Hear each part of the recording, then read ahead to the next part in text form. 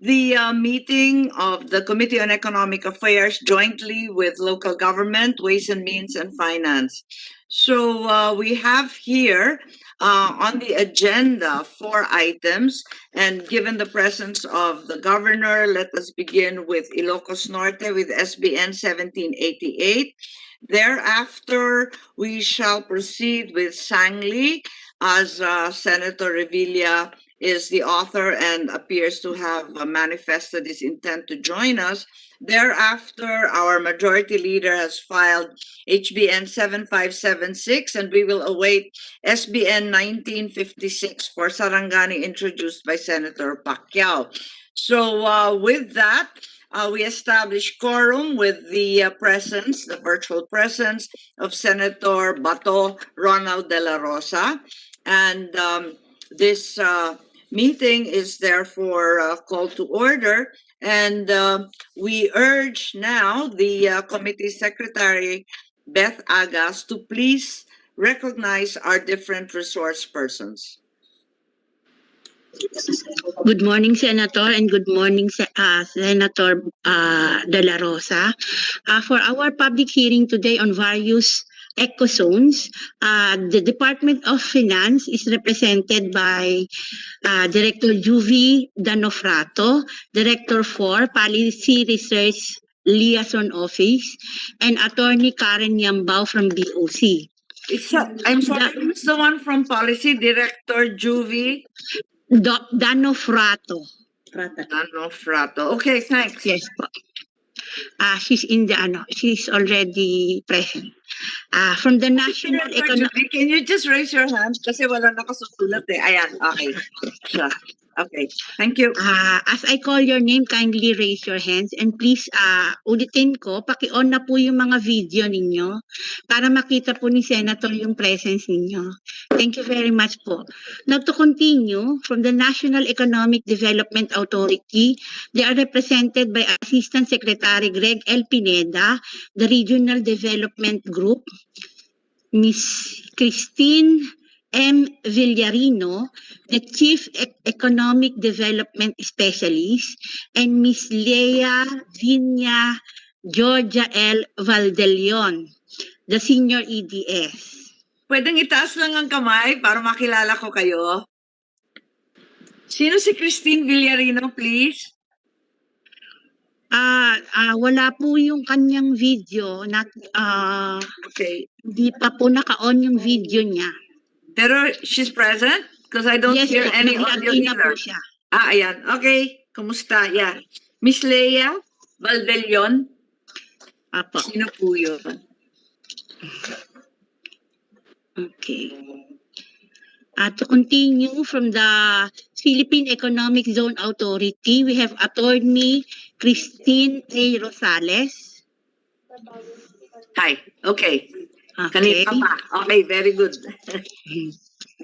From the Department of Trade and Industry, Attorney Ian Dennis Arbaniqued will be representing them from the Legal and Compliance Service of BOI. From the province of Cavite, representing the Governor of Cavite, Governor Remulla, we have Mr. Jesus Barrera from the Planning and Development Office, and Mr. Renato A. Abutan, their Provincial Administrator. From the Philippine Navy, in regards to the Sangli Point Conversion Act, we have Vice Admiral Giovanni Bacordo, the Flag Officer in Command. I see. And from the province of Ilocos Norte, we are graced with Governor Matthew J. Marcos Manotoc, with his economic team headed by Attorney Erme and Ms. Soya Cheng Bueno. Okay. From the province of Sarangani, they are represented by Engineer Alain J. Alcala, their Provincial Planning and Development Officer. From the province of Surigao del Sur, They are represented by Mr. Esmeraldo Raimundo, the Assistant Provincial Administrator, and Engineer Merlinda Baure, Provincial Planning and Development Coordinator. They told me that they're gonna have a small presentation, Senator. That's all. Thank you very much po. Thank you very much. And with that, let us begin. I'd like to call on the governor firstly. I know the local government officials are extremely busy and beleaguered these days.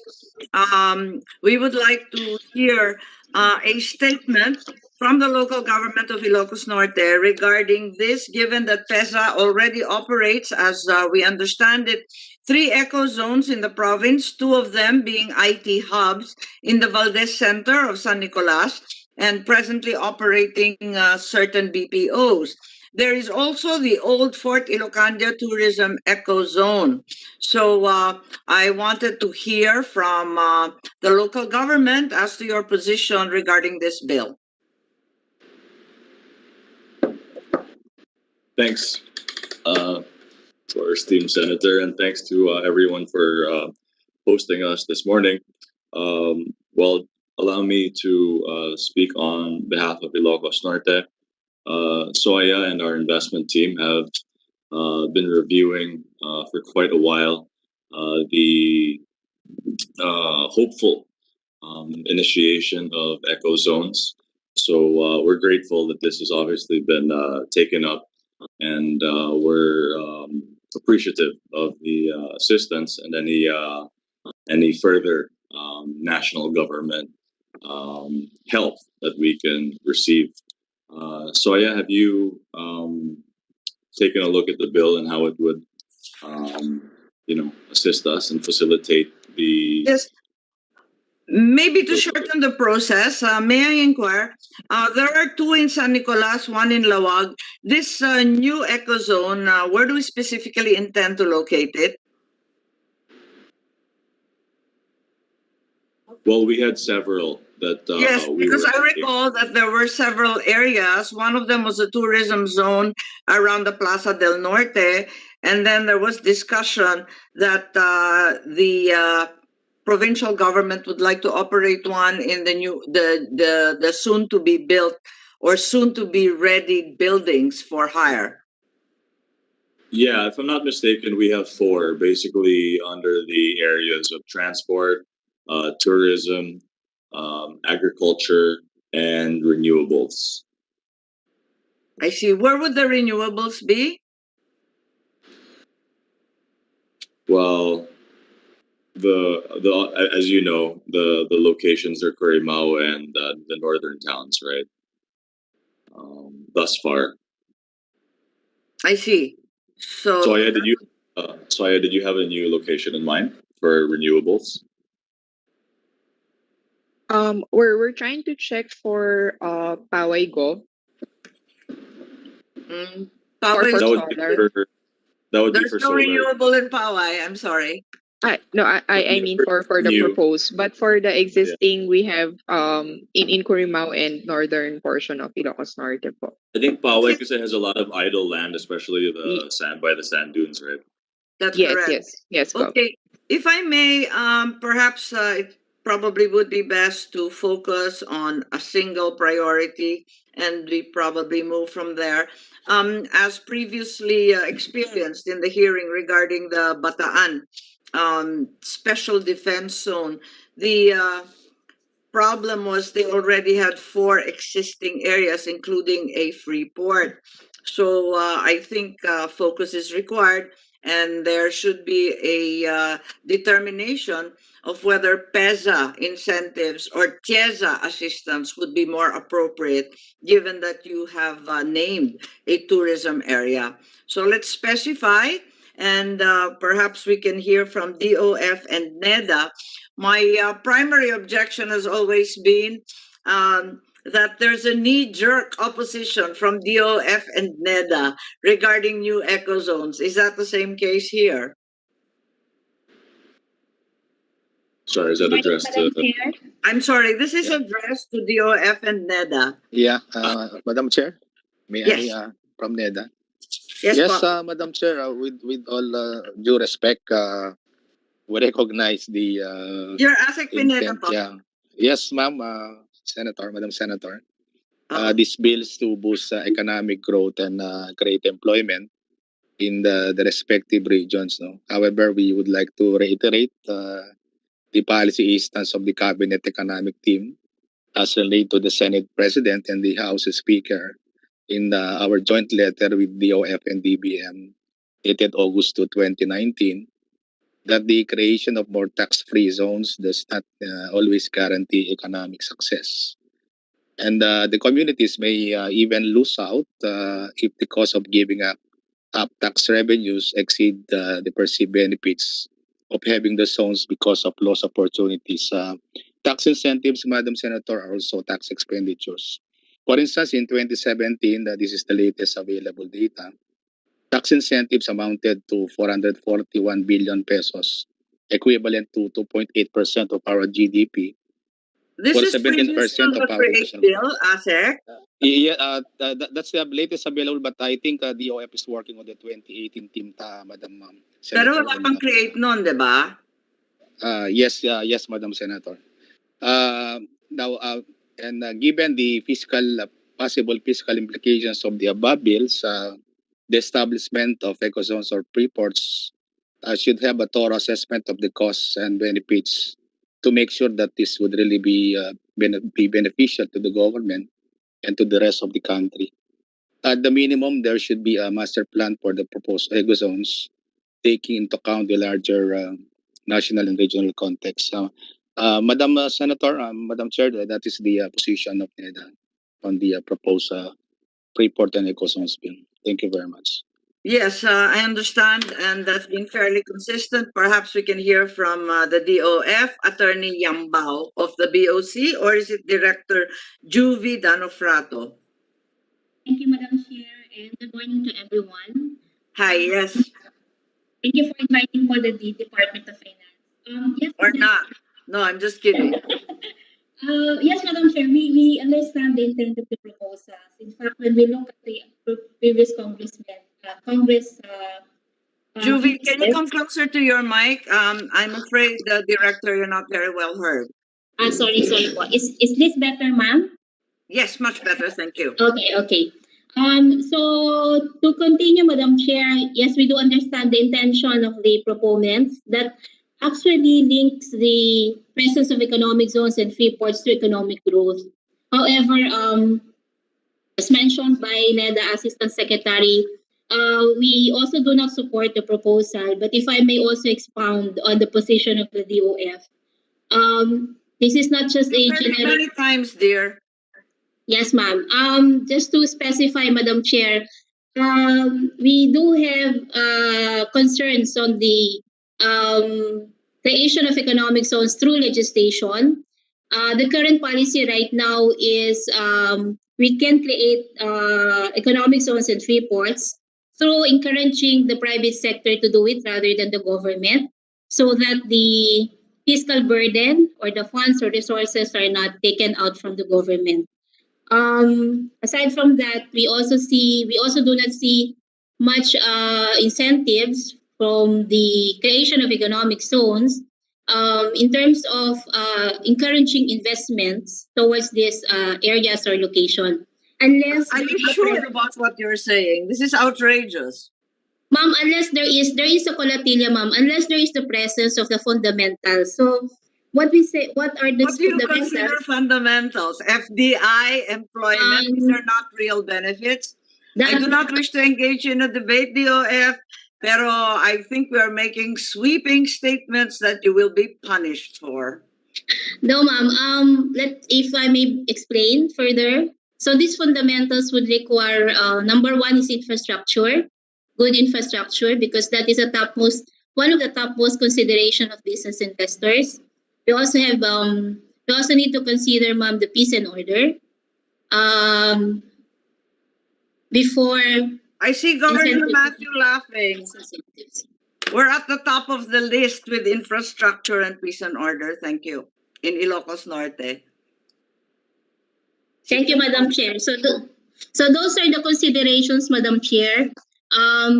There is also, again, on the policy of creating eco zones, we also have a list or enumeration of what are those considerations apart from those infrastructure that I've mentioned. Yes, Madam we're Chair. well aware. We're well aware. We've had our fair share of FDIs, and as you know, the major renewable energy investors in the Philippines are all located in the province of Ilocos Norte, and I think we are well aware of their requirements for infrastructure, peace and order, skills development, um, the consistency of the legal framework and government support, and so on and so forth.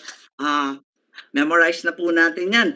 Kaya lang ito nga, yung problema na sinasabi ninyo na yung ecozones do not bring any substantial economic benefits. I am utterly and completely perplexed by the position of the Department of Finance to consistently oppose all ecozones in light of the much controverted create rationalization of incentives. Liliit na nga yung pinagkukolektahan, ayaw pang lakihan. Di ba? Yun ang problema dyan. Your pie is shrinking and at the same time, you don't want to increase yung size of the pie. Malaking problema yan kasi lagi na lang ino-oppose ng DOF. Alam naman natin, lumiliit naman yung mga eco zones, yung lumiliit ang kinikita, mas konti ang kanilang empleyado, at hindi na sila nag-expand kasi hindi na sila covered ng mga incentives. So kapag paliit ng paliit yung mga existing na kinokolekta, tapos hindi naman nagbubukas ng bago, sa palagay ninyo, paano lalago ang ating export potential nito? Yun ang aking tanong, hindi ko talaga maintindihan. Lalong-lalo na pinasa pa lang natin yung create. So eto lang, I invite nevertheless the DOF and the NEDA to submit their official positions in writing, as usual, to this committee so that we can take note of your concerns. I Madam think Chair, we we will do that. also We will have... submit our position paper. Thank you. Oo, maraming salamat Asek Yambao at sana naman itong mga kakampi. Attorney Christine Rosales ng PEZA at pagkatapos noon si DTI Attorney Baniked. Senator Asek Pineda. I'm Asek Pineda. Greg Pineda. Yes, From Asek NEDA. Pineda. Yes, not Attorney Yang. Sorry. No. I'm sorry. I'm calling on PEZA, Attorney Rosales. Yes, good morning, Madam Senator. Attorney Baniked. Tama ba? Asik Pineda, as I understand it, you are in NEDA, right? Madam Senator. No, I'm not asking you na. I'm just urging that the DOF and the NEDA, pakisubmit na lang nung position ninyo, please. We'll do it, Okay. Madam Senator. Thank you. Maraming salamat. Parang memorize ko na rin Ma'am, lang at sineset ko na rin lang ninyo yung line. mga submissions dito. Sa totoo lang. Hindi, naghahanap ako ng kakampi eh. Sa PEZA, please, Attorney Rosales. Good morning, Madam Senator. Hi. Yes, Christine. We want to inform everyone that the position of PESA right now, we have no opposition to the creation of additional economic zone authority. Actually, we believe that the creation of more eco zones is for the better. This is also in line with the administrative order enacted on June 21, 2019, wherein the President directed PESA, including other agencies, I think DICT, TIEZA, among others, to actually support the development of ecozones because this will hasten creations of more capital and infrastructures for the country. But the That would truth be is, all. Attorney Rosales, no new eco zones have been approved during this administration. Is that correct? Yes, ma'am. At the moment, ma'am. Well, we're on to our penultimate year, hindi ba? So 2016 hanggang ngayon, wala pa na-approve ni isa. Yes, Tama ma'am. po ba? Yes, ma'am. Okay, so zero zero eco zones from 2016 to today, 2021. Hindi ko maintindihan kung paano papasok ang investment kapag ganyan tayo ka unattractive, ika nga, or unwelcoming to FDI. Anyway, Department of Trade and Industry, Attorney Baniked, tama ba? Parang Yes, wala ma'am. po kayo. Senator Marcos, good morning. BOI, Hello, ma'am. Can you hear me? Yes, I can hear you well, but your visual seems to have disappeared. May I urge those who are not speaking outside of Attorney Baniket to turn off to mute themselves. Okay, BOI, we're back to Attorney Baniket. Okay lang? Ayun, nakikita na kita. Hello, ma'am. Good morning po. For the DTI, ma'am, we will submit our official position. We recognize the intent of the legislative proposals to promote investments and jobs, as well as to ensure a competitive and sustainable economic environment in the country through the promotion of special economic zones. We would like to highlight lang po that upon the approval of the CREATE bill, I think the creation of the other IPAs will be covered by CREATE. So all the incentives and the policy framework should be consistent within there, Madam Chair. Thank you. Okay. Thank you very much. You will submit a position paper because I am not yet in receipt, please. Yes, ma'am, we will submit one official position paper on this one. Yes, okay. Thank you very much, Attorney Baniked. Ilocano ka? When, ma'am? Sa apelyido pa lang, busted na eh. Okay lang. Okay. Which brings me back to the other Ilocano, Governor Marcos, Manotok, Matthew. We should take heed, therefore, with soya, of the advice of the NEDA that there should at least be a master plan and perhaps focus on the most important, most promising of the 4 areas that have been named. I know that you inherited from me a long list of areas at eto na yung 4. So siguro, gawan na nga natin ang cost-benefit analysis para talagang maliwanag yung benepisyo sa atin. As ASEC Pineda also mentioned, it's very, very important that the benefits to the nation are clear. Secondly, the advice that you take into consideration and compute in accordance with CREATE. Siguro yun ang pinaka-importante. Maybe we can get more details from you.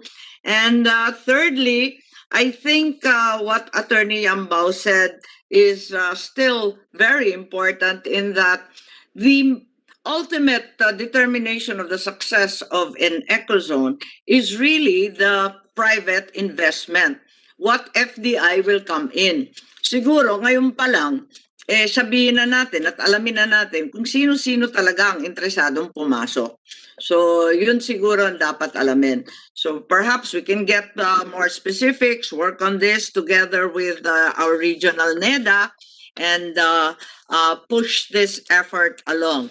Although, as we said earlier, we were filing this as congressperson back in the 11th Congress and all the way to the 13th Congress, thereafter as governor, and now still as senator. So many thanks to those from Ilocos Norte. You may go now, and we will await your submissions regarding the master plan, the benefits with regard to the regime of the new CREATE bill, and thereafter as well, the potential private investors who have evinced interest in coming to Ilocos Norte.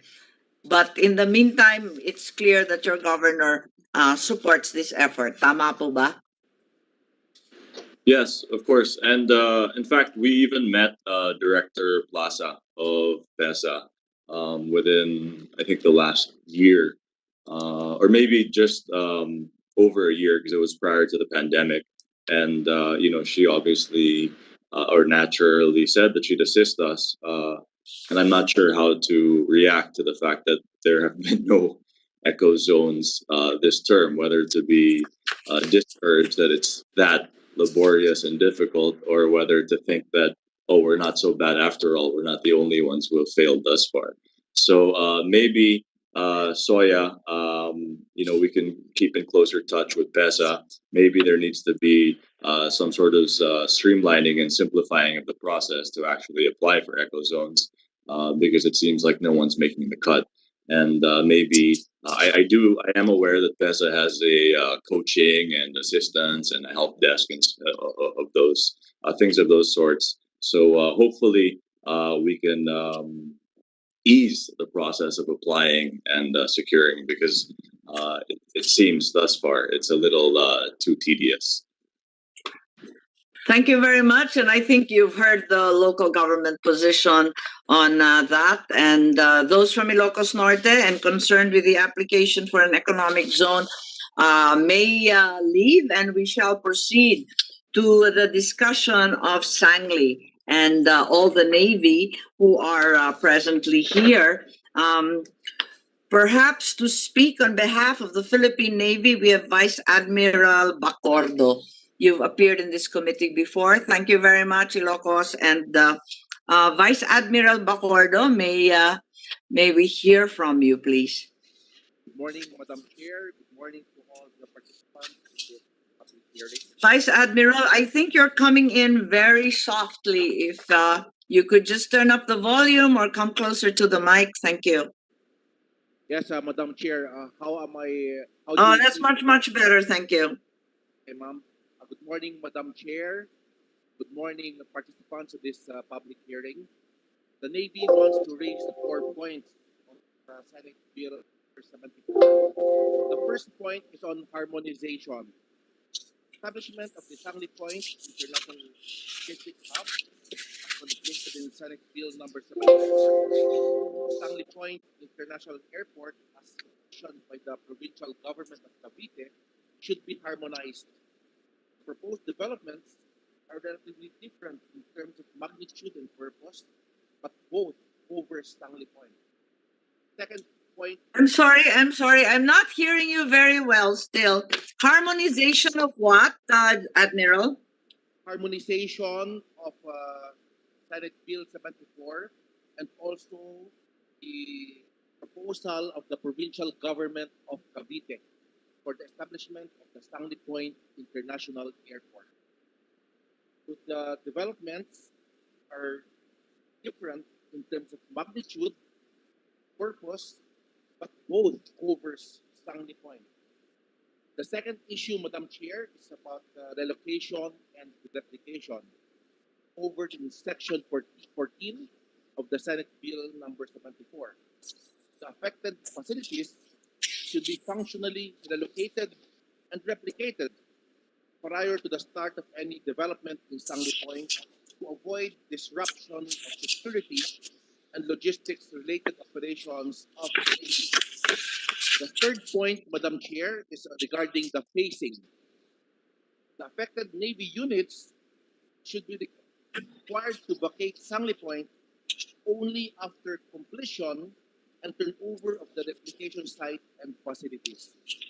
And the fourth point, Madam Chair, is regarding location. The relocation site should enable the affected Navy units to maintain its function as the guardian of the national seat of power from all forms of seaborne security threats, and could provide safe harbor to its naval assets. By the way, Madam Chair, let me also mention that presently in Sangli, we have several major Navy units aboard. The Philippine Fleet, the Naval Installations Command, the Naval Information and Communications Technology Center, the Naval Special Operations Command, the Naval Operations Depot, and the Fleet Marine Ready Force.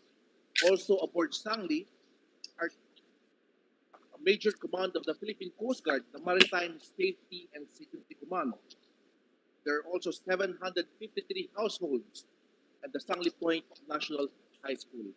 So the premise that Sangli is almost idle is far from the truth, Madam Chair. Thank you very much, Vice Admiral. Yes, we have some problems with the harmonization with the provincial bill, which is already in the House of Representatives, as we know well, as HBN 655, currently pending. You made reference to Section 6F of the International Logistics Hub. Is this to do with the confusion about the operation of its own licensing and tourism activities, including games, amusements, and the ever controversial pogo industry? Is that what we are objecting to? Because you have grounds. Not that, Madam Chair, but rather that the proposal of the provincial government of Cavite is to be converted to a Sangley Point International Airport, and then that of Senate Bill 74 for the conversion to be a airport, seaport, and an eco zone. So that's the harmonization of both proposals. What is the position of the Navy? I'm getting a little bit confused. You're opposed to the Sangley International Airport of the province. The Navy is also opposed to this bill that converts it into a logistics hub. Is that correct? You just like to keep it at status quo because, as you stated earlier, it's not idle anyway. Yes, Madam Chair, but we have conducted several meetings already with the provincial government of Cavite, and they have a proposal to transfer, relocate, and replicate all of these facilities in one of the reclamation projects of the provincial government of Cavite, and that is amenable to us because this reclamation project is also situated in Manila Bay. Saan yun? Along the coast of Rosario and Noveleta, Cavite, there is a proposed reclamation area project of the provincial government of Cavite, and that location is amenable to the Philippine Navy, Madam Chair. Pero itong logistics hub, ano yung position ninyo? Opposed din kayo rito? Kasi International Logistics Hub, itong bill na nakapending sa committee ngayon, ano yung position ng Navy? Madam Chair, officially we are not opposed to the project provided that there should be a suitable relocation and replication site. I see. Yeah, I suspect that there may be objections in Congress from and the Senate from its members who are concerned about the opening of a subsidiary entity, as I mentioned earlier, with the authority to grant licenses to tourism activities, including gambling. Okay, so you had concerns about the timeline din, ano? Admiral. Yes, Madam Chair. The timelines, the phasing in and phasing out of the facilities should be in such a way that it will also not disrupt the operations of the Philippine Navy, Madam Chair. Siyempre naman, at alam naman natin yung Navy, ang liit-liit na nga, hirap na nga eh. Guguluhin pa yung kakarampot na facilities. I am completely sympathetic to your plight. Thank you, Madam Chair. Yes, with regard to this, would there be any comments from the NEDA, for example, about in terms of interregional development? Kasi alam natin na itong sitwasyon na ito, medyo controversial din sapagkat may dalawang ibang theory na pinopropose. Itong logistics hubs, tapos meron pang international airport. At alam rin natin, ang katapat nito ay yung Bulacan, yung San Miguel initiated Bulacan International Airport plus Eco Zone. The additional fact, of course, is that there are 5 nearby eco zones, in Rosario, in General Trias, in Dasma, in Imus, and in Dasma, another IT park and center. Ano po yung comment ng NEDA dito in terms of coherent and equitable development? Maybe we can call on. Yeah, Madam Chair, thank you. Opo. Yeah, Ayun, si Asik Pineda na talaga. This has been good morning and to our colleague from Navy.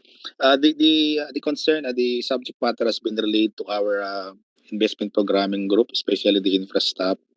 So they are working on the comments on this, and this will be formally submitted to you, Madam Chair. So I would just like not to preempt their comments on this. In general terms, are you able to share with us if there's opposition once again, and what are the salient points? Wala kayong sorry, but trailer sa sine. no, it might not appear that we were walking in silence, but I think the expertise and also the mandate is provided with that particular group. So I guess we can hear from them as soon as, Madam Chair. So just to be Okay, so consistent. we'll just await the position of the NEDA. Yes, Medyo ma'am. magulo kasi ito eh. Unlike the one of Ilocos Norte that's out there in the remote north. Ito kasi medyo masalimuot kasi marami siyang kasabay eh. At mukhang may opposing theory nga na kakaiba. So I don't know if there's a way of realigning the two things together. Would DOF like to comment? Is there anything here with regard to tax collection and the CREATE bill?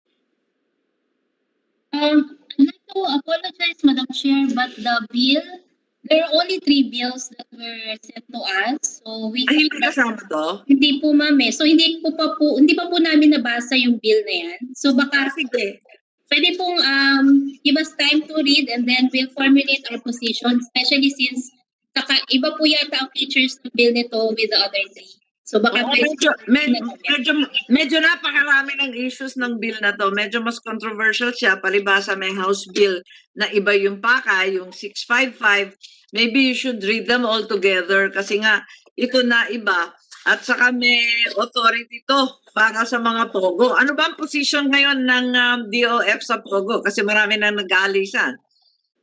Ma'am, yung sa POGO po, actually ang tinitingnan lang po namin doon, we're focused on the collection of taxes for the POGO. Of course. So right now, ma'am, meron pong bills, actually may bill po ang Senate, meron din pong ipinasang bill ang House on the POGO when it comes to the tax regime. And we stated in our position that on the House version, we are supportive of that. So I think also the Committee on Ways and Means is also going to have a hearing on that, ma'am. So I'd like to recognize the presence of our good Senator Dick Gordon at magkakampi kami dahil eto nga Senator Gordon, nireklamo ko sa DOF na since the beginning of this Duterte administration, not a single new eco-zone has been approved. Ni isa, wala pang ina-approve. Ngayon magsisimula na yung CREATE na so-called rationalization ng mga incentives na alam natin inoppose ninyo ng talagang puspusan. Abay, mas lalong mahihirapan. If we refuse to give the incentives that they are asking for, and at the same time, we refuse to enlarge the pie with new eco-zones, saan kaya manggagaling yung pera nito? Yun ang pinagtatakahan ko. Yes, Senator Gordon, please. Good morning, Senator Amy, and sa pinakamasipag na senadora na talagang nag-a-attend ng mga hearing at puspusan ang pagmamalasakit. Well, alam mo naman ang position ko, Madam Senator, na I think I'm a free market and free and I'm for a decentralized initiative in terms of getting business. I have always believed that closer is better. And I have proof to show na kung masipag yung mga leaders sa baba, you can do a Subic, you can do a Clark, You can do Surigao, itong Maribeles, Freeport Zone, namatay na tapos bumangon ulit. And especially at this time, na talagang hirap na hirap tayo, nangungulila tayo sa pagkuha at pagkalap ng mga investments. Like I said in my previous statement, especially dun sa rationalization so-called, we were not rationalizing as far as I'm concerned. We were making it more difficult for public initiative or private initiative to go into the places where people don't go and where you can organize an investment zone so that pagdating doon ng investor, nakasalansan na, mamimili na lang siya ng lupa para subdivision, and you can actually tailor whatever he needs to the population skills. Like in Ilocos, maraming mga nag-aaral dyan, maraming masisipag na tao dyan, at certainly they don't have to go down to Manila like in Ifugao, nagbababaan, wala nang nag-aasikaso ng mga rice terraces. Mahirap mag-farmer ngayon, and certainly ang lapit-lapit ng Ilocos Norte sa Taiwan, sa China, sa Japan, mas malapit yan kaysa sa Subic. We're right in the middle of the cockpit of business in Asia, and if we don't do anything about it as it is right now, the Vietnamese are getting most of the investments overflow, and the Indonesians, and we're doing nothing. I don't see our people, our economic leaders going out and talking to the Japanese. Ako nga, nasa Red Cross ako, kausap ko yung mga Hapon, kinakausap ko palagi. Magdala kayo ng hanap buhay dito, tutulungan ko kayo, and they know my reputation there.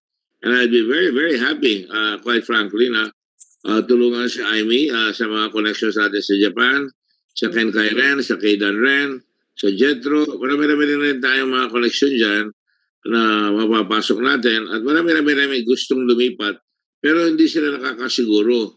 Kasi nga kailangan predictable ang climate natin, hindi magbabago yung rules in the middle of the game, consistent tayo, continuity, at ang pinaka-importante yung leader, yung governor at yung leader nagsasama, at pag nasama ang leader ng tao, malimit ko sinasabi, lalabas talaga ang galing ng Pilipino.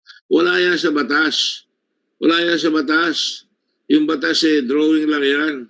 Ang dami na Ito yun si President Marcos ng araw, ginawa yung Bataan Export Processing Zone. Yung belief niya, napatunayan. Gumawa siya ng infrastructure para umabot dyan. The first NLEX, yung first expressway natin, pinadaan dyan. Noong araw, marami tayo dyan mga pumasok, mga gumagawa ng golf, gumagawa ng mga sapatos, gumagawa ng sari-saring industriya, at pati nga yung ating mga baril, nagagawa na dyan noong araw. Ako pa ang unang presidente ng Nitro Nobel Philippines. Nung ako'y nasa Accra. Alam mo ba yan, Senator Aimee? I was the first president. Nung anak ni General Ver, siya ang COO ko. And I can tell you, ang daling kumuha ng negosyo hanggang ngayon. At hindi tayo dapat nag-iisip para pang sa kasalukuyan. Saan tayo kukuha ng pambayad natin sa investments ngayon? Saan kukuha ang tao na walang trabaho? Yun lang isipin natin. As simple as that. Walang trabaho si Juan de la Cruz, si Mancario, walang trabaho. At ang iniisip niya, babaksak na lang yung trabaho sa kanya dahil hindi naman siya global ang kanyang thinking. Yung mga bata ngayon, sanay mag-isip sa global, sa investment. In fact, para sabihin ko sa inyo, ang pinakamabilis mga investment, mga bata, sapagkat marami na sila, meron sila mga private business na ginagawa.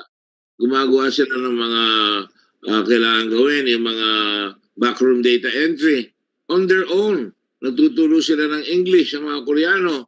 Kung di tayo nakikilos ang Pilipino, niiwanan tayo sa pansitan because the government is not really that aggressive in promoting business. Isipin na lang ninyo yung mga anak ninyo. Abay kung wala silang mga pagkakataon, saan pupunta yan? Dapat talaga hanggang export tayo ng tao, nakakahiya na yan. I mean, pinapasalamatan ko mga mamamayan na napunta sa abroad, pero gusto rin naman nila, nasa piling sila ng kanilang mga kamag-anak dito. At kung mayroong makikita ang hanap buhay yan, hindi aalis. Ang problema, kung wala tayong incentives, paano naman pupunta? You cannot catch a fish kung wala kang pain. At saka sa mga panahon na ito, you either fish or cut bait. You have to take a risk na kailangan maglay ka. Ano ba mawawala sa atin kung maglalagay ng industrial park doon sa Ilocos Norte o sa Surigao o doon sa mga malalayang area? Pinangako yan sa amin.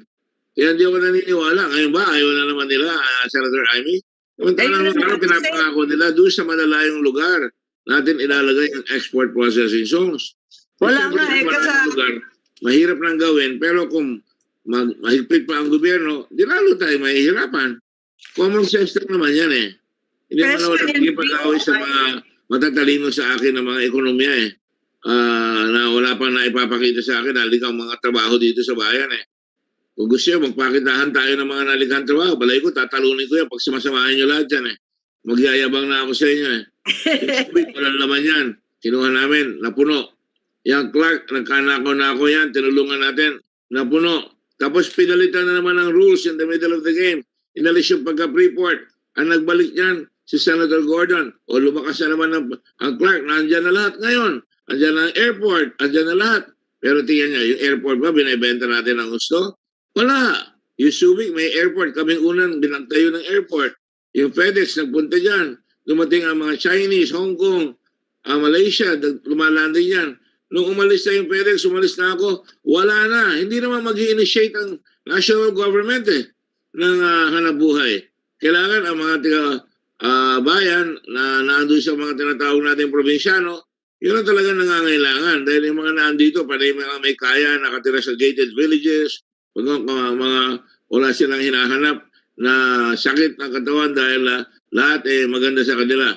Kaya really, I'm very passionate about this.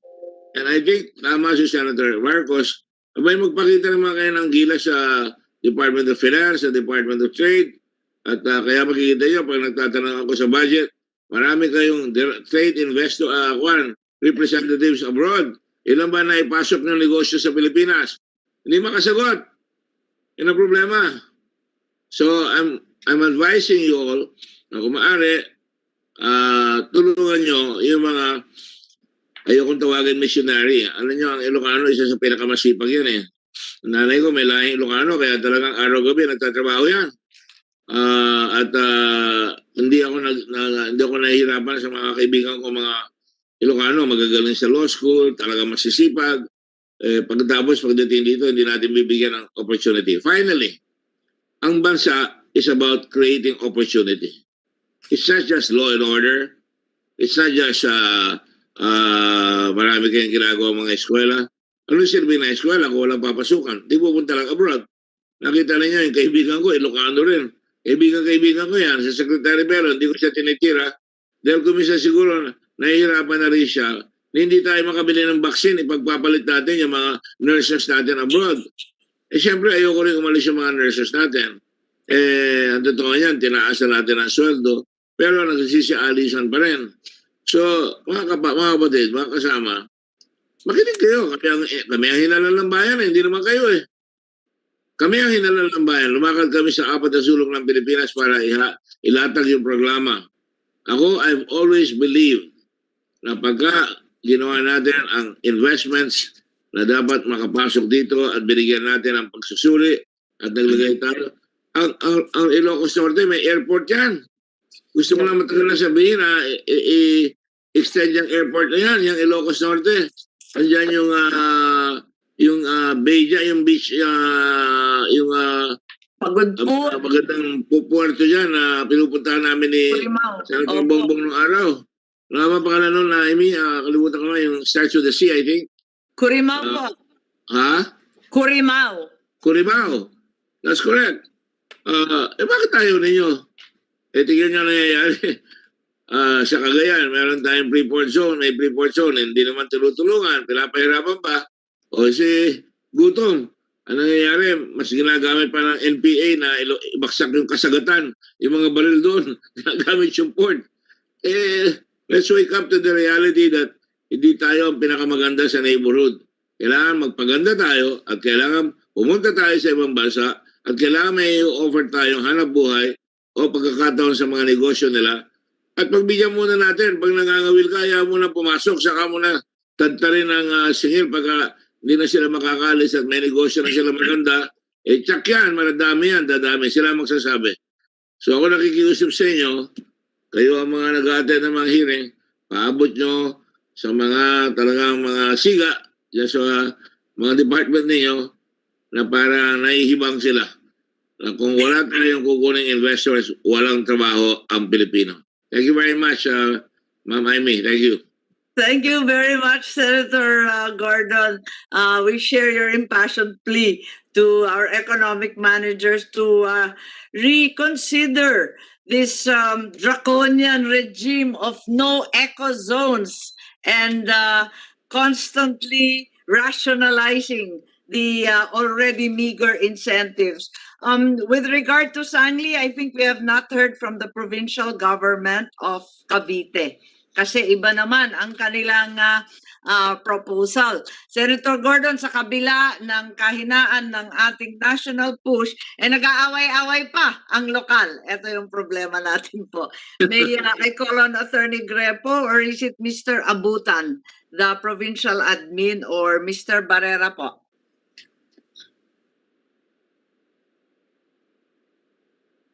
Comsec, nandyan ba yung representative ng province of Cavite? Senator, nag-log-in po sila. Ayan, si Mr. Abutan, Attorney Grepo, ariyan ba kayo? Mr. Barrera, ayun. Oh, Mr. Barrera, ikaw na lang. Or si admin Abutan. Sino ang mauna? Attorney Greg. Hi, Senator. Morning po. Yes, may we hear from you and the province? It appears that you're already in negotiation with the Philippine Navy, but as we understand, in the House and in the Senate are other bills that speak of a logistics center and not the international airport eco zone. What's the provincial position on this? Yes, Senator. It's the first time we've heard about this bill. To be honest, we've been planning the San International Airport way back last year. We've already sent out a lot of invitation to bid. In fact, we've already gone through with some of the JP I understand. Admin Abutan, I understand. Ang tinatanong ko lang, paano ninyo i-align nito yung sinasabi nga ni Admiral Bacordo na kailangan i-harmonize yung international airport ng province at saka itong pinopropose na logistics hub? With regard to the logistics hub, Senator, we don't have any idea as of now. With regard to that, it's the first time that we have read the bill. But with regard to Sanli International Airport, meron po kaming initial talks with the Navy and for the location po. And I think as far as the Admiral is concerned, medyo may indihan naman po saan po sila posible pong ilipat. Kung sakasakali po, Senator. Oo nga, sinabi nga nila na somewhere between Rosario and Valeta, and that the province has not been remiss in consulting the owners of the place, the Philippine Navy. Kung maaari sana, mag-usap-usap lang po kayo kasi si Senator Bong Revilla naman, tatay ng Vice Gov natin, higit sa lahat si Congressman Strike, magkakapatid naman. Kaya't kung maaari, pag-usapan na lang po ninyo kung ano talaga ang nais sa Cavite, higit sa lahat sa asset natin na Sangli Naval Base, Airport Base, para once and for all, may direksyon tayo. Pag nagbukas na ang langit at maaprubahan na ang ilang eco zone ng ating mga economic managers, mauna na kayo.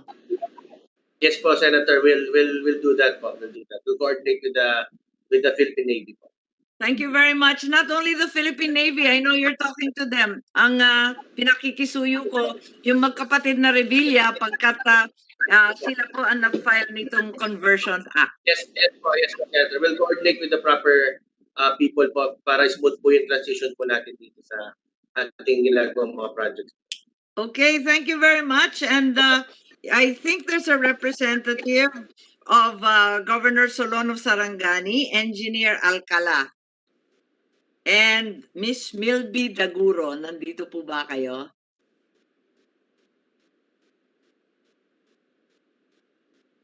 Yes, Comsec, narito ba yung mga kinatawan nila? Or perhaps...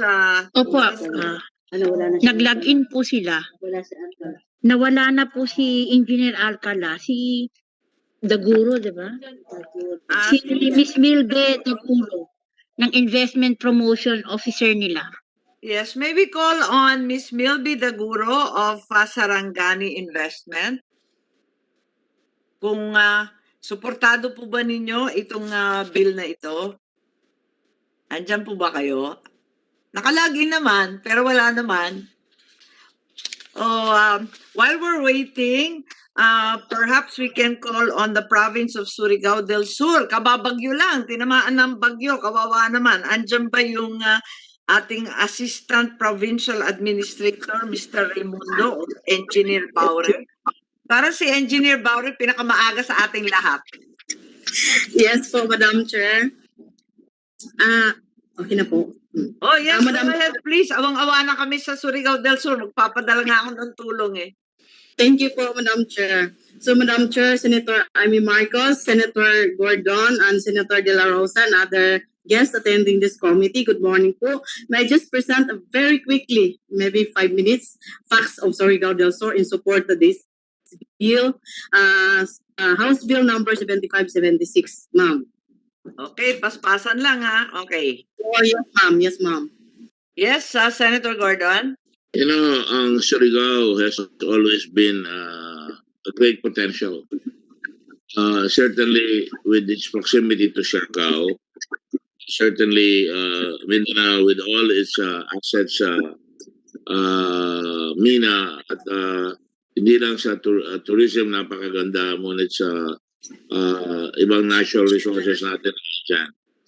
Panahon naman, wala tayong export processing zone dyan sa Mindanao except kung matatawag yung export processing zone, yung Cagayan de Oro. Dapat, yung Sarangani Bay, maganda rin yan. Sobra. In fact, meron akong bill na gusto ko yung Marawi, Lake Lanao will become along all with the other lakes, and call it the Great Lakes of the Philippines and Mindanao, will be developed into zones ng tourism zones. Oo. Yan batas na ginawa ko yan. Pero Yung Chiesa. Ang Surigao has all the potential along with Sarangani na magkaroon dyan ng zone. Maaari yung mga magagaling, hindi lang nakikita yan, but that is Mindanao, that is near all the other areas like Malaysia, like Singapore, and it is a zone that will face the Pacific. Wala tayong Pacific zone. Meron tayo Cagayan at saka sa Luzon at saka Aurora sa gitnang Luzon na pre-port. At sa Mindanao, that would be ideal sa Pacific. Ano ba ang angal nila doon kung gusto ng local government, subukan nila at pagbigyan nila, palawigin nila yung mga idea ng mga local governments. Tulad nga dyan sa Cavite, may naminasyon nyo ako, Caviteño ako, galing lang ako ng isang araw. Yan ang tingin ko, kung gusto nila ng airport, it's fine. Kung gusto nila ng logistics, ang daming lupa sa Cavite na pwedeng ilapit sa airport ng Cavite. But on the other hand, dito sa Mindanao, kulang na kulang tayo dyan ng opportunity. And it's really been basically agriculture and mining. And it's mattering of tourism. So pag nagkaroon kayo ng tinatawag nating investment hub na pwedeng i-develop, magkaroon ng, naman ngayon the world has become smaller with internet. Ang daling mismo tiga Mindanao ang siya mag-promote. And then if they have an airport there and a seaport there, talagang I think papasukin yan, depende sa sipag. Kaya I urge all the governors who want to have their pre-ports, to appear before the committee of Senator Marcos para makita yung inyong talagang intensyon na ipaglaban yung inyong lugar na magkaroon ng pagkakataon. Every local government has the right to their vision. Kulang vision, people perish. That is why nakaasa lahat ang mga probinsya sa national government. Kaya ang bagal-bagal natin. Ayan ko nga, yung Siargao, hindi ako nagpunta dyan. Hindi ko managamit yung sinasabi ko na talagang yung Siargao ay maging talagang watch our water world. Wow! O kaya talagang yung sinasabi natin na mga surfing in Siargao, mangyayari yan. Lahat Mindanao yan. In fact, I so believe in it so much dahil isolated sila, Senator Amy, naglagay pa ako ng molecular laboratory dyan para yung mga mahihirap dyan hindi nalalayo. So it's important sa akin, and this is a personal belief, na yung mga Surigao, yung mga Sarangani, gawa tayo ng mga syudad, huwag naman magagalit. Gawa tayo ng districts. Pag nagawa ka ng districts, ano ba ang gagawin? Dapat, kung gagawa ng district, may justification ng vision ng isang lugar bago bigyan. Pero ito, nakikita natin may vision sila. Yung Surigao, Ilocos Norte, or for that matter, yung ibang mga areas like Sarangani, or even Lanao, or even Laguna, di ba? Kung may vision, ipaglaban ng mga local governments yan, ng local communities. Pagkasama niya local communities, walang talo yan. So, yun lang ang aking pakiusap sa mga economic managers. I've never agreed with this position. I think it's the wrong idea because kailangan pakita ninyo na kaakit-akit ang bayan natin. At kung ang gagawin lang natin ay predictable yung mga laws natin, consistent at continuous yung ating mga polisiya, tiyak kayaman niya sapagkat ang yaman natin ay ang taong bayan at ang ating magandang posisyon sa Asia, among other things. Thank you. Amen, Senator Gordon. Talaga naman. Ang swerte nyo, Miss Baure, at meron kayong tunay na advocate dito sa Senado in the person of Senator Gordon. Would you like to continue? It seems you're preaching to the choir. Dahil lahat kami gangho na gangho sa Surigao del Sur. Yes, Madam Chair, thank you for that. At Senator Gordon, thank you very much sa concern mo. Hindi namin makakalimutan na pumunta ka rin dito sa province namin. You visited our Red Cross. So thank you very much for that, Senator Gordon. So may now proceed, Madam Chair, with my very quick presentation. Okay. So welcome to Surigao del Sur, the ultimate investment hub and total ecotourism destination by the Pacific. So, House Bill number 7576, Surigao del Sur Special Economic Zone and Freeport Act at Carrascal, Cantilan, Madrid, Carmen, and Lanuza area. So, this is the specific area for the proposed eco-zone. We have here 800... Pero may I just quickly interject? May problema ako sa land area ninyo, no? Kasi it's located in areas that do not include Tandag and Bislig. Ayaw ninyo isama yung dalawang airport ng probinsya o di kaya yung seaport. Kasi yun ang pinagtakaan namin ng NEDA kung bakit hindi sakop yung mismong airport at seaport na siyang paglalabasan ng mga na mina, halimbawa, o di kaya nung papasukan ng ating mga turista. Yes po, Madam Chair. Later sa sa presentation po, Madam Chair, makikita na kasama ang Tandag and Bislig. Kasi ang pangkaraniwang ginagawa ay nakapulupot ang ecozone doon sa mga airport. Parang aeroportropolis or di kaya around the seaport. We have an elongated form of ng location namin po ng Surigao del Sur po, ma'am. And then the bill is only for Carcan-Madcarlan, but in the proposed, it's province-wide. But for this bill, it's only Carcan-Madcarlan. So we are focusing in this area. the first Mahihirapan kasi kayo sa mga tax incentives. Pag linabas sa minahan, halimbawa, tapos papasok sa airport, sana puro hindi lang raw materials, kundi may level of processing para mas kumita naman ng probinsya at ng Pilipino. So yung iniisip namin lagi, yung airport, yung seaport, malapit ang ating free port area, yung ecozone areas. Kaya nagtataka lang ako bakit hindi.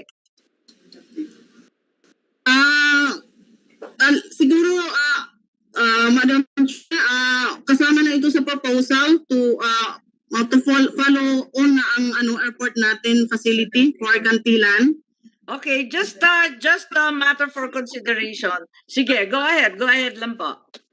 Yes po, Madam Chair. We have 800 hectares for the proposed eco-zone for mineral processing in the municipality of Carrascal. And then we have a total of 263 hectares for between Carrascal and Cantilan for eco-zone, tourism eco-zone, and 10.6 hectares for the special eco-zone for the manufacturing in Cantilan, and also 5 hectares in Carmen for eco-zone of tourism, and 22 hectares for the eco-zone, proposed eco-zone of the processing,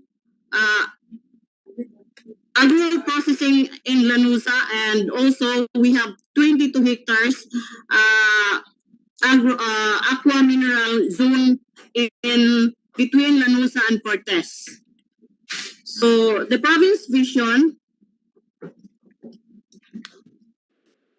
Yep, please carry on.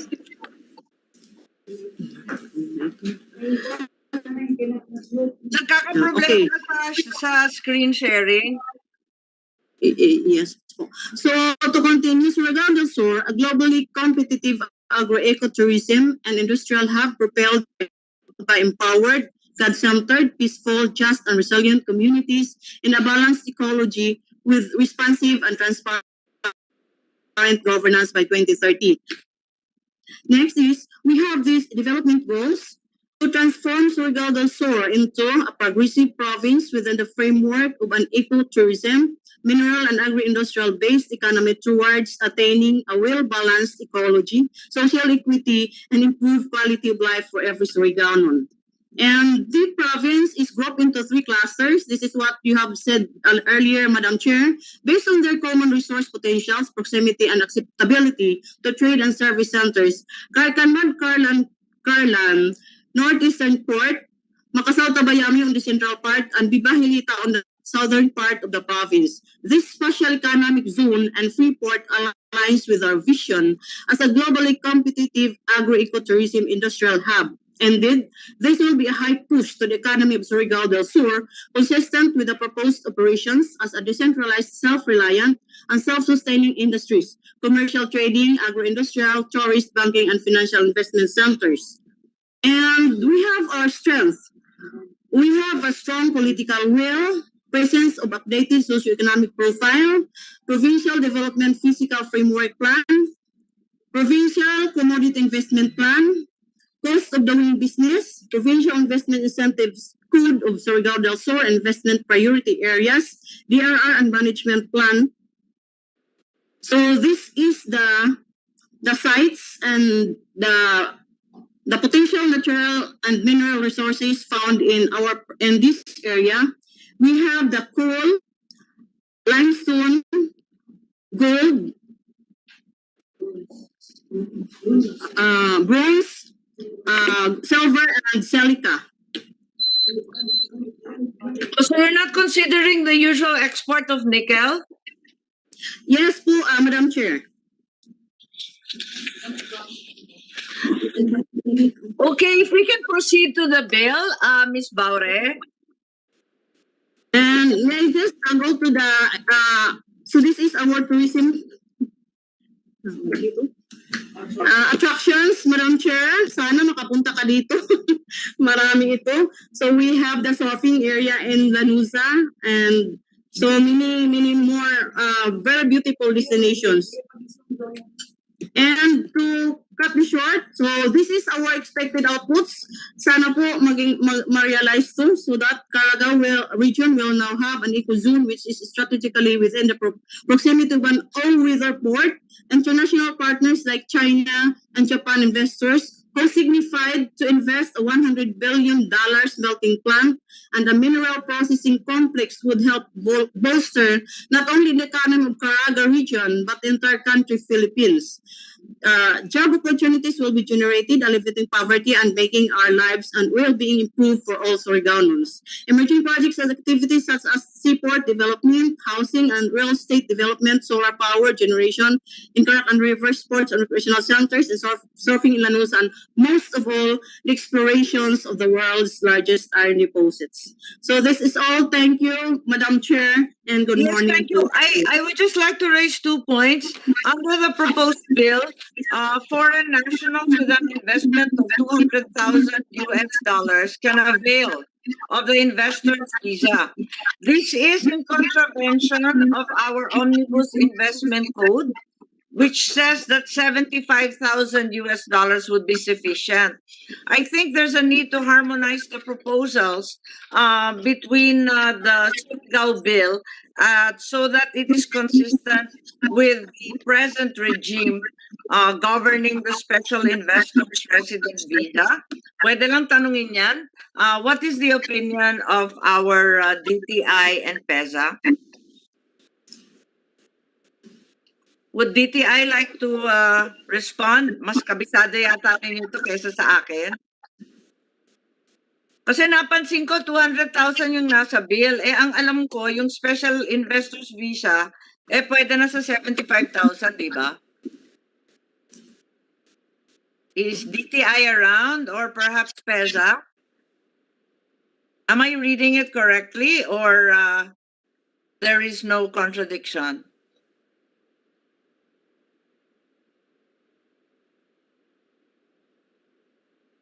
Miss Baure, napansin ninyo 200,000 ang minimum po ninyo? 200,000 US? Yes, Madam Chair. Madam Chair, but there is also an investor from China signifying to invest in the area. No, Miss Baure, that's not the point. The point is that this conflicts with the present investor's visa ruling, which is only 75,000. And you yes. Oo, mas mahal kayo kesa sa Pilipinas, kaya baka kailangan na i-review yan para pare-pareho at hindi naman kontra sa ginagawa ngayon. Ano? Thirdly, so my concern is about the location. Secondly, the harmonization with the present requisites of the special investors resident visa. And thirdly, this bill was filed before pa, matagal na rin, hindi naman masyadong matagal, pero wala pang create bill noon. Siguro tignan na rin ninyo because there are many changes in the create bill for new investors particularly. So dapat siguro yung binabanggit ninyo na Chinese and Japanese, kung maaari i-update na ninyo regarding the new bills para hindi na sila magulantang. Yes po, Madam. Copy po, Madam. Sure. Thank you very much. At yung sa Sarangani, may magsasalita ba si Miss Milby Daguro, Comsec? Umapir na sila. Senator, we've been trying to reach out to them, but they have not responded. We were chatting to them a while ago. Okay. Ay, ito na po, Senator. Meron na po. I see Milby Daguro. Thank you. Senator, Marcos, Yes, if I may, Senator Cardon, please. I just want to say something about Surigao. I always want to go to the give opportunity to those who are in remote areas. If you look at the map, kawawa talaga ang Surigao, nasa tabi ng Pacific Ocean, pero maraming mga tourism delights dyan, no? They have the Black Beach doon sa kwan, talagang volcanic ash doon sa Tandag, no? Sa Lanusa, they have white sand beaches dyan. Sa Grabal, General Island. And then, talagang tourism muna ang papasok dyan. So, kailangan ma-develop rin yung airport nila because they really are in the corner. But take a look at the map. When you look at the map, it's in the Pacific Ocean. And when you look at it, if you, I know Jaime is a history buff as well. Pag dumaan ka sa Surigao Straits, yung barko mo, pwede kang mag-unload dyan, mag-load dyan, dyan sa Surigao, and pass through Surigao Straits, going already to bring feeder containers sa Cebu, Tagbilaran, Bohol, you can go to Negros. You can make a big business out of that by bringing the goods in a logistics area in Surigao and passing through the islands that I mentioned to be able to supply them with the necessary goods na mas malapit sa Pacific Ocean. Dapat talaga makita natin talaga yung potential. And that's why ako kahit na pikit mata, susupport ako dyan because una, maraming mining rin dyan. Kukuha rin yung mga barko ng mga mining ore. Babantayan lang natin yan na hindi tayo mawawala ng mga precious materials natin. At saka marami dyan yung mga mangroves sa San Francisco, marami maganda yan. So talagang nakikita ko, I always look at the map, and if you recall during the war, the Japanese nabangga nila yung America. They were going to attack Leyte as MacArthur was landing, and your mother used to tell me the stories of Leyte before they landed. I would tell you na yung Surigao, kung di nabangga ng Amerikano yan, nakuha ng Hapon yung Leyte. Nausyame yung landing ni MacArthur. They came from two sides, San Bernardino in the north and Surigao Straits in the south. So, yan mo makita how strategic. You have to look at military planning. They look for strategic areas that they can utilize. And if you look at it, when you compare that to commerce, even the highway there, madali naman supilin yung smuggling dahil isa lang ang highway. Pero malapit ka sa lake, mainit. Maraming mga lugar dyan na pwedeng puntahan. So, the first thing that develop was they have a domestic airport, but slowly make that airport grow.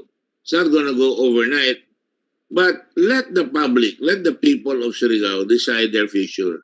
At kung yung mga bata dyan na magiging masigasig, I'm sure something can happen there. That's what I wanted to say. I want to fight for areas that are missionary areas.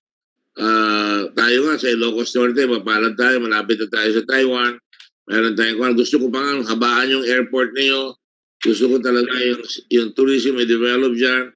And to my mind, Surigao mag-uumpisa sa grade 1 yan. Pero dapat bigyan ng pagkakataon, how can it harm the country? It will not harm the country.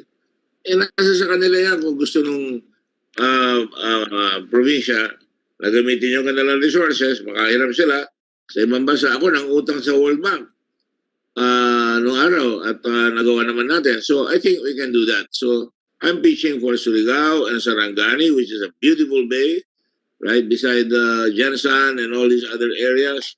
Makikita nyo.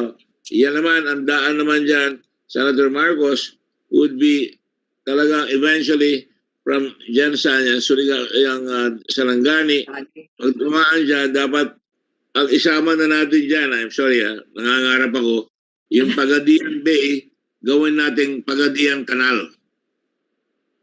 Para magsha-shortcut, hindi na tayo pupunta sa Zamboanga, lalabas yung mga barko galing dyan sa Maguindanao, galing dyan sa lahat na yan.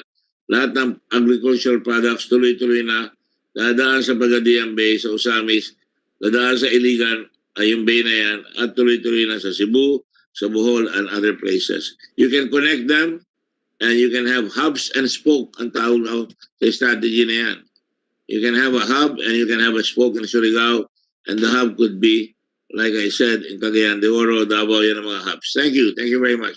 Thank you very much, and we're in full agreement that the more remote areas have a great deal to offer, and indeed Mindanao is the brave new world.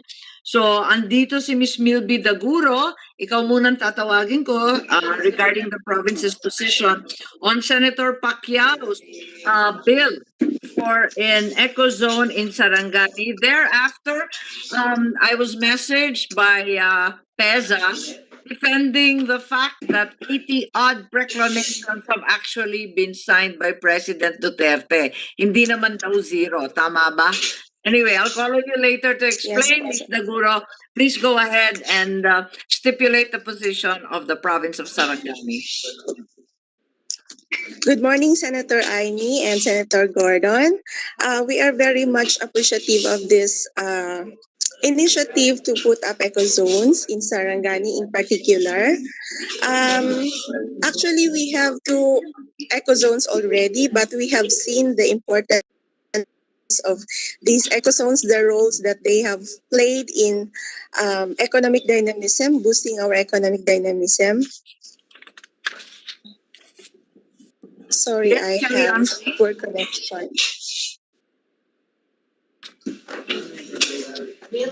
Okay, so the province actually supports this, therefore. Yes, Madam Senator. We have a very Yeah. Thank you. Yeah. we have a high potential for eco zones, Yeah, you already have two eco zones. especially that we are. Yes. I was going to ask you that because the province already has two eco zones and there are three further eco zones in Jensan. Is it three or no? I'm sorry. In Jensan, there are two eco zones and nearby CDO, another two pala. So, bale may anim na malalapit. Okay lang ba yun? Or mag-aagawan kayo ng kliyente, mag-aagawan kayo ng trabahador? Actually, ma'am, hindi naman po kasi these eco zones are far from each other. Like the two eco zones are in, the one eco zone is in the western part of the province, while the proposed eco zones will be in the eastern part of the province. So we are, General Santos City is in between the two districts of Sarangani. Okay, you're similar to Surigao, no? Hindi rin ninyo sakop sa eco zone yung airport o seaport sa Jensan, ano? Kasi iba naman yung Yes sakop po. nun. Also, like the Yes, ma'am. Surigao bill, may problema ako dun sa pagkakaiba. Kailangan yata you comply with the EO that's been upheld under the Omnibus Investment Code na 75,000 yung permanent resident visa. Yung nakasaad sa inyo, 200,000 yung dollars, pareho nung Surigao. So, ano kaya ang opinion ng TTI at PESA dyan? Dapat ba pareho? We will look into it, ma'am. Madam Chair. Yes, please. Hi, Madam Chair. You're correct po. The EO 226 provides for that the investment requirement for SIRV visa should be at least 75,000 pesos po. 75,000 US dollars po. US dollars, yes. So, Attorney Batiket, kaya nga, siguro yung advice natin sa kanila, ipantay na lang nila doon sa nasa batas. Yes po, that's correct po. To be Para consistent with universal regime sa buong bansa, no? Tapos, Yes, I think the other concern would also be the impact of CREATE. Ito yung problema ni Senator Gordon at pati sa akin. Yung proposed incentives kasi under CREATE, sana ma-realign rin ninyo dun sa bill kasi yung bill natin, syempre wala pang CREATE noon, ano? At hindi pa maliwanag. Kaya't siguro, pag-aralan natin how we'll have to adapt also in the event that it's finally signed, ano? Yes, ma'am. Okay, thanks very much, Ms. Taguro. And then PESA, I think Attorney Rosales wanted to defend the record of eco zones. May proclamations naman daw, hindi naman totoo na zero. Yes, ma'am. We'd like to correct our statement previously. No, we have an updated list actually with us. So there were 84, at least 84 economic zones that were created by virtue of presidential proclamations, ma'am. Two were agro-industrials, then 54 for the IT centers, 10 for IT parks, then manufacturing 12, and then one medical eco zone, ma'am. In the IT medical, I will provide the information at a later time, ma'am. Yes, if you could we'll be provide. happy to also Yes, Are ma'am. these all private sector initiated, or were they endowed with similar tax incentives and other grants?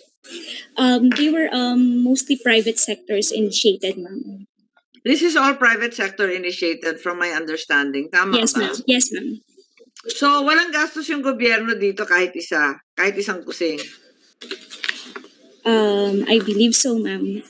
Oh, kasi puro private sector initiated. Pero yung done by legislative action through a law, wala pa yata.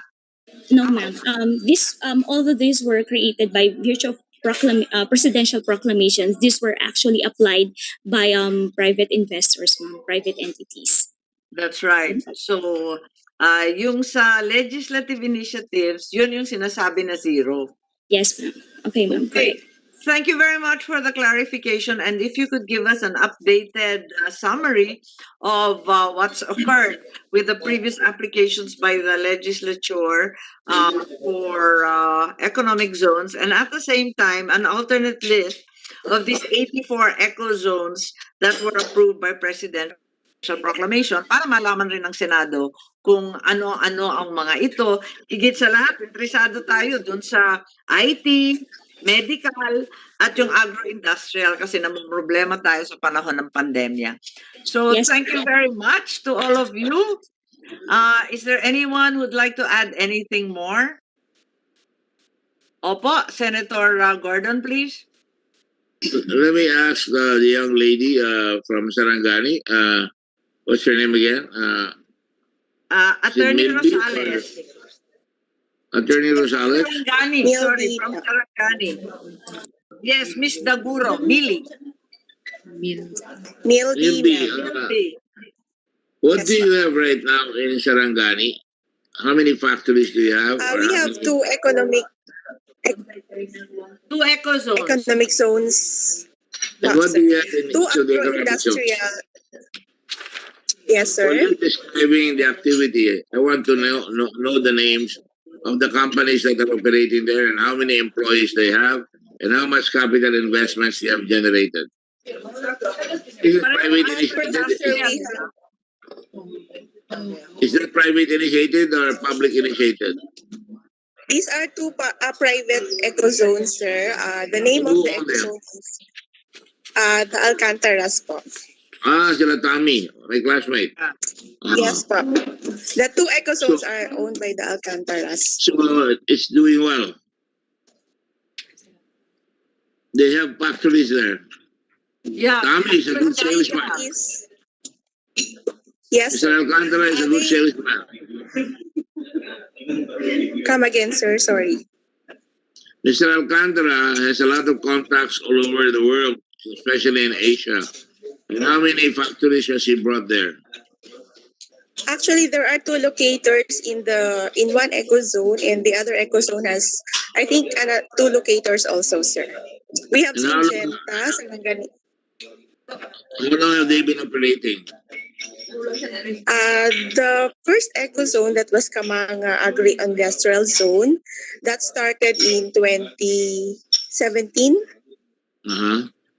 And the other one, I think, just started in 2018. I see. So, and the thrust is what? What kind of factories are you looking for? Agro-industrial, sir. So, agro-industrial. Yes. Right. And do you have, who is Alson's Development and Investment Corporation? That's Alcantara, right? Yep. They're locators. Alson's is a locator, right? Yes, sir. And what are they doing? What are they manufacturing, or what is the economic activity? There is a new locator that is a steel production, and the existing one is the energy. Energy. Coal, yes, sir. Coal plant. And of course, they have incentives from the country before, right? Did they get any incentives? Yes po, sir. That's PESA, The incentives are?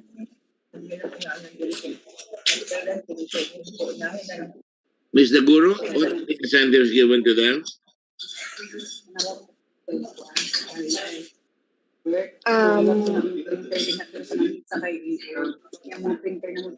The PESA incentives po, sir.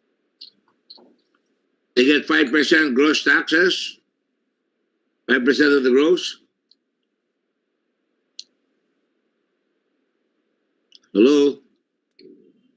Puputol eh. Sorry. I assume it's the same regime as it was supposed to create. Well, and the other two zones, Milby, ano yung ibang dalawang zone? Alsons rin yan. There are only two eco zones, sir. It's owned by Alcantara. And what is the other zone? Kamanga Industrial Zone and Sarangani Agri-Industrial Zone also. Agro-industrial also. How big is the area? Yes, po. How big is the... The one situated in Maasim is 56 hectares and the other one is 321 hectares. All right. It's quite Okay. So you see, Madam Chair, ito private initiated ito. Yes, and areas like Sarangani, they have a chance if they have a rainmaker. Of course, ganun rin sa Surigao and all the others that are applied. Kung may rainmaker, kung gusto maraming paraan, kung ayaw, maraming dahilan. Hindi ba, BOI? Yeah, BOI, si Attorney Baniket.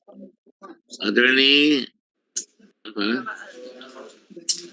Maniki? Attorney Baniket. Maniked. Very unique names. Ilocano po yan. Ilocano? Sigurado. Ayan. Mapintas. Nababalasan. Thank you. So, if Attorney Baniket seems to have gone offline, are you there still? Naka-on pa po siya, pero hindi na po sumasagot. Okay. Do we have any further comments from DOF, NEDA, and the other resource speakers here? Mag-submit na lang kayo, pero sabi ko nga, Senator Gordon, sineserox na lang nila yung opposition sa kada eco zone. Talagang nakaka-dismaya. I'd like to remind you that we are the Senate. That's what I was fighting for when I stood up against Create. We are the Senate. We are the ones that create policy. We are the ones that give you your budget. Hindi ako nananakot pero nakakabuisit na talaga yung ginagawa ninyo na automatic ayaw nyo. Para kayong mga boss na basta ayaw ko. Hindi pwede yan. That's got to stop. Anyway. Amen. I just attended because the model of pulchritude in the Senate was chairing, and I wanted to see what was happening dito sa mga eco zones natin. Thank you, Senator Amy. I think you handled it very well. Thank you very much. Thank you very much for your participation, your ray of light and cheer in this dismal hearing. We try to avoid this very sad news all the time, but nevertheless. I will join you anytime. To fight for some of these. Maraming salamat po. Tapos hinihingi natin sa PESA yung sinasabi nilang updated executive report tungkol sa 84 eco zones from the private sector and still 0 from the government sector. And we also await the usual opposition from DOF and NEDA. Titiisin na lamang namin tulad nga ng sinabi ni Senator Gordon. Pero ipaglalaban pa rin namin yan. Maraming salamat po. Thank you very much. And that ends the Committee on Economic Affairs meeting. Thank you, Madam Chair. Thanks. See you later, Manong Dick. Thank you, Amy. Thank you. Thank you, Madam Chair.